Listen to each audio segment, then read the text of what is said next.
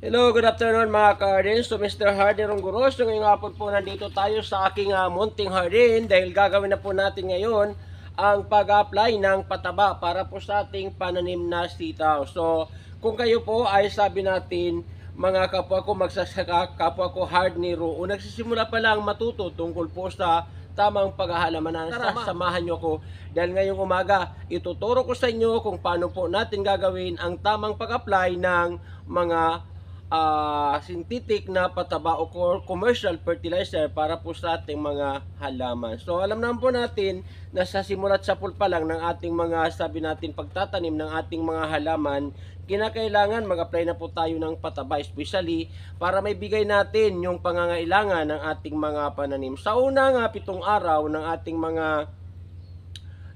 mga seedling, simula po nang sabi natin sila ay sumibol na o tumubo na, pwede na tayong mag-apply ng tinatawag nating urea. So, ito yung nitrogenous fertilizer na angko para po sabi natin mapataba natin kaagad ang ating mga pananim at magkaroon po sila ng sabi natin malalapad na luntiang dahon. So urea po, tandaan natin, urea lamang po ang i-apply natin sa panahon po na tayo ay sabi natin nagsisimula pa lang sa sabi natin sa unang linggo, unang 2 linggo ng ating mga pananim.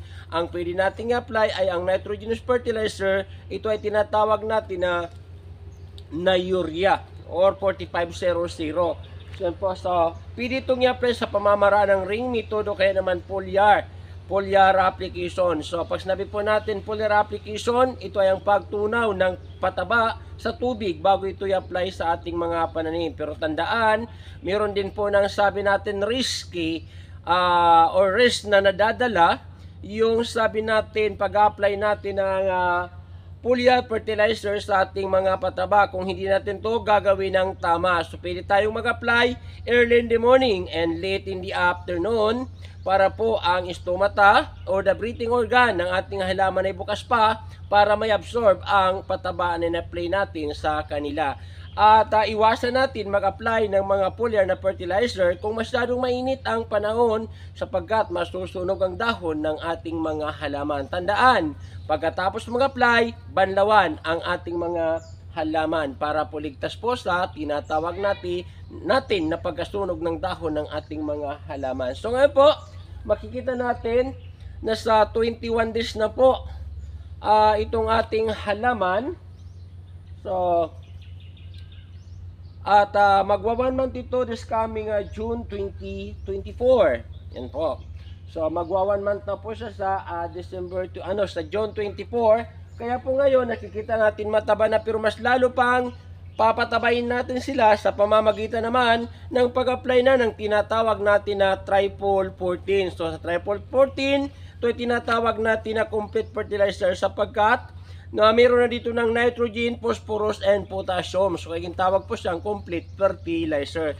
Yung tatlong sabi natin pangunahing elemento or element, ang sabi natin pangunahing pangangailangan ng ating mga pananim para po sila ay tumaba, lumaki, lumago, at dumami ang production. Tara, samahan nyo na ako dahil mag-apply na po tayo ng ating Tripol 14 or complete fertilizer.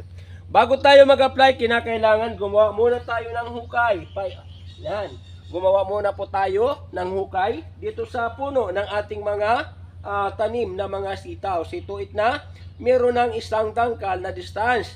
Yung sabi natin butas o hukay na ginawa natin mula sa puno ng ating mga pananim na sitaw para po hindi masunog yung dahon system ng ating mga pananim na gulay. So yun po yun. So, nagawa ko na po yung paglalagay ng mga hukay o butas. So ngayon, mag-apply na po tayo ng Tripol 14. Kung hindi pa kayo pamilyar sa tinatawag natin na Tripol 14 or complete fertilizer, ito po yung kanyang kulay. So, papakita po natin, ito po ang kanyang kulay. Yan. Yan po ang ating kulay. So, ang gagawin natin, kukuha lang tayo ng isang, sabi natin, daklot. Yan, ganito karami. At ilalagay natin dito sa hukay na ginawa natin. Scatter lang natin evenly. Yan, paikot. Pagkatapos, takpan natin ito ng lupa.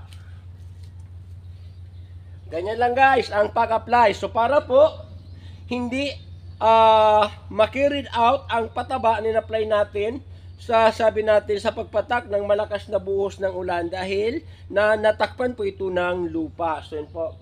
Ang effectivity nito para sa ating tanim, makikita natin after 1 week, ang sabi natin ay epekto nitong ating in-apply na pataba sa ating mga halaman.